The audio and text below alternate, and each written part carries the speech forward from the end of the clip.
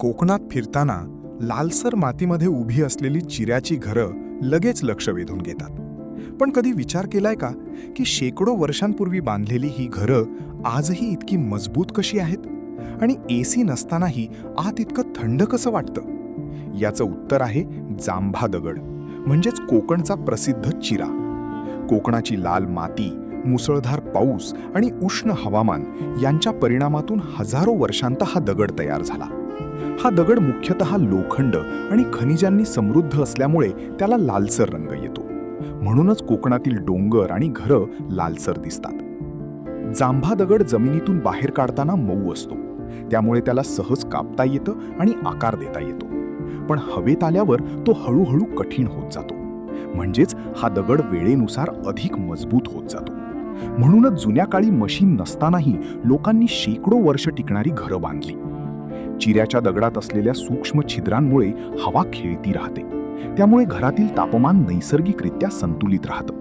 उन्हाळ्यात घर थंड राहतं आणि हिवाळ्यात उबदार वाटतं. म्हणूनच कोकणातील लोकांना पूर्वी एसी किंवा कूलरची गरज पडत नव्हती. आज ज्या टेक्नॉलॉजीला थर्मल इन्सुलेशन म्हटलं जातं, ते काम चिऱ्याचा दगड नैसर्गिकरित्या करत होता. चिऱ्याच्या भिंती ब्रीदेबल असतात, म्हणजे त्या अक्षरशः श्वास घेतात. त्यामुळे ओलावा अडकत नाही, ह्युमिडिटी कमी राहते आणि बुरशी कमी तयार होते. आजच्या कॉन्क्रीटच्या घरांमध्ये हीट ट्रॅप होतो, त्यामुळे उन्हाळ्यात घरं जास्त गरम होतात.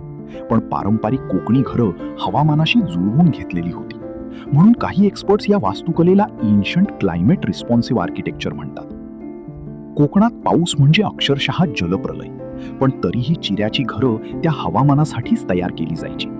जाड भिंती, उंच पाया, मोठे ओटे आणि उतार असलेली कौलं यामुळे पावसाचं पाणी लगेच खाली वाहून जायचं आणि घरात शिरत नव्हतं. घराभोवती ड्रेनेजची व्यवस्था असायची, त्यामुळे पाया मजबूत राहत असे. छतावरची मातीची कौलं घरातील उष्णता कमी ठेवत आणि पावसाचा सुंदर आवाज निर्माण करत असत.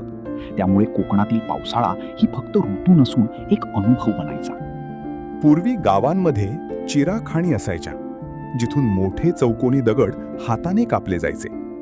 कामगार लोखंडी सुऱ्या आणि हातोड्यांनी दगड वेगळे करत आणि बैलगाडीतून गावात आणत.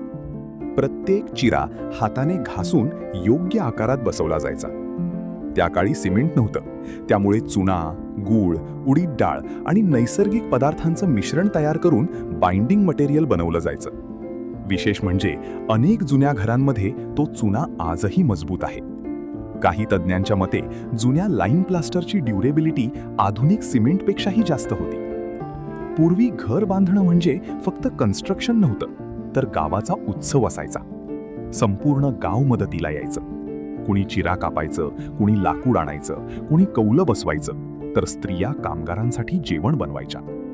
म्हणजे घर हे फक्त एका कुटुंबाचं नसून गावाच्या एकोप्याचं प्रतीक होतं.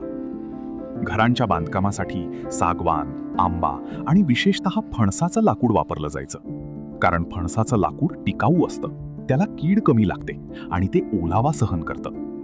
आजही अनेक कोकणी घरांमध्ये 100 वर्ष जुने लाकडी दरवाजे आणि खांब मजबूत दिसतात. पारंपरिक कोकणी घरांची रचना खूप वैज्ञानिक होती. घराच्या मध्यभागी अंगण असायचं, त्यामुळे नैसर्गिक प्रकाश आणि हवा प्रत्येक खोलीत पोहोचायची. खिडक्या अशा प्रकारे बसवल्या जायच्या की समुद्राकडून येणारा वारा घरभर फिरत राहील.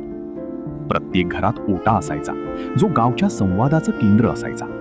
लोक संध्याकाळी तिथे बसून गप्पा मारायचे, चहा प्यायचे आणि पावसाचा आनंद घ्यायचे. प्रत्येक घरात देवघर असायचं, जे घराच्या संस्कृतीचं आणि अध्यात्माचं प्रतीक होतं. कोकणातील वास्तुकलेवर पोर्तुगीज शैलीचाही प्रभाव दिसतो. विशेषतः गोवा, सिंधुदुर्ग आणि रत्नागिरी भागात रंगीत खिडक्या, कमानी, मोठे व्हरांडे, सजावटीची कौलं आणि डेकोरेटिव्ह बाल्कनीज दिसतात. स्थानिक चिऱ्याच्या वास्तुकलेमध्ये ही शैली मिसळली आणि एक वेगळीच कोकणी वास्तुकला तयार झाली. फक्त कोकणातच नाही, तर केरळ, कर्नाटक, श्रीलंका आणि आफ्रिकेतील काही भागांमध्येही लॅटेराइट स्टोन वापरला जातो. आज अनेक इंटरनॅशनल आर्किटेक्ट्स सस्टेनेबल होम्ससाठी लॅटराइट स्टोन वापरण्याकडे पुन्हा वळत आहेत. कारण चिऱ्याची घरं पर्यावरणपूरक आहेत. ती नैसर्गिक साहित्य वापरतात, विजेची बचत करतात आणि कमी कार्बन फुटप्रिंट तयार करतात. आज जग स्मार्ट होम्स आणि सस्टेनेबल आर्किटेक्चरबद्दल बोलतंय, पण कोकणात हे शेकडो वर्षांपूर्वीपासून सुरू होतं. रत्नागिरी, सिंधुदुर्ग आणि गोव्यात आजही 150 ते 200 वर्ष जुनी चिऱ्याची घरं पाहायला मिळतात आणि अनेकांना ती मॉडर्न कॉन्क्रीट घरांपेक्षा जास्त कम्फर्टेबल वाटतात.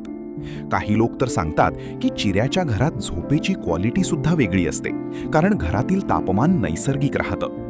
पण आता ही घरं हळूहळू कमी होत चालली आहेत, कारण आज कॉन्क्रीटची इमारत मॉडर्न मानली जाते. स्किल्ड कारागीर कमी झाले आहेत आणि अनेक लोक शहराकडे स्थलांतर करत आहेत. त्यामुळे कोकणाची पारंपरिक ओळख हरवत चालली आहे. अनेक जुनी घरं पडून जात आहेत किंवा विकली जात आहेत. पण प्रत्येक कोकणी माणसासाठी चिऱ्याचं घर म्हणजे फक्त वास्तू नाही, ती आठवणींची पेटी आहे.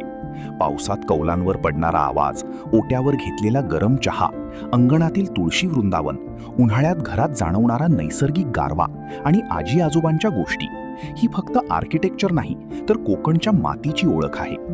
आज जग फ्युचरिस्टिक स्मार्ट होम्स बनवत असताना कोकणातील चिऱ्याची घरं आपल्याला शिकवतात की खरं स्मार्ट आर्किटेक्चर म्हणजे निसर्गाशी जुळवून घेतलेली वास्तू. ही घरं बांधली नव्हती, तर ती हवामानाशी मैत्री करून घडवली होती. आणि म्हणूनच जांभा दगड हा फक्त दगड नाही, तर कोकणच्या इतिहासाचा, संस्कृतीचा आणि शहाणपणाचा जिवंत पुरावा आहे.